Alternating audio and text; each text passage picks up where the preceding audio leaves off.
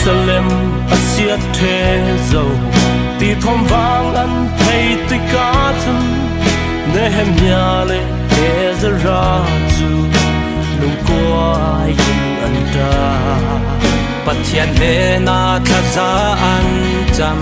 siang parhang le tau tural khal an tri velo Asia zau mi tung dinga Jerusalem fatuat nang leke Asia zau mi kanun na hi tung din salin boy pai ne na kir salu kan sinang wa thei ching in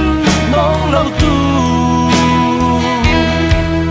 nun thar le moi fan kim thon in thuam sal di Pathian đâu ta thu sim ngai lo Pathian thing he tera tu an si siak ral na khram bei dom na le va vai na asi sala bi a chantar lung on nangam nak alovi nung pai lovi van sang lam na tiang a the Jerusalem faduat nang leke Asia zau mi kan nu na hi tung ding salin boy pai ne na kir salu kan sinak mua thấy ching in nong lâu tu nun thar le moi vam kim thon in thuam sal di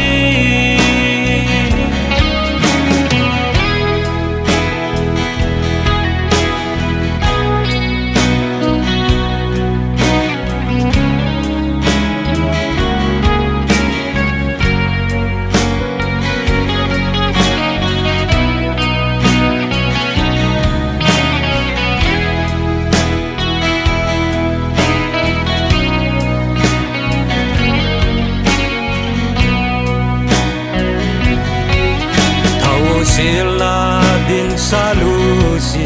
ko vel nom na kwa tan sanin oi pai ram tung ding salinga tuan vo si le lu sual na akhat tu zo no asan na kin kan sual so tu do tui nen a khoi kir sal an tu le Jerusalem fatuat nang leke Asia zau mi kan nun na hi tung din salin boy pai ne na kir salu kan sinang wa thei ching in nong lo tu nun thar le moi fan kim thon in thuam sal di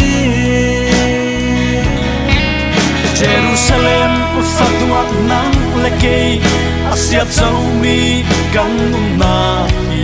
tung din salin boy pai ne na kir salu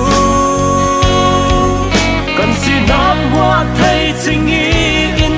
nong lo tu nun thar le moi fan kim thon in thuam sal di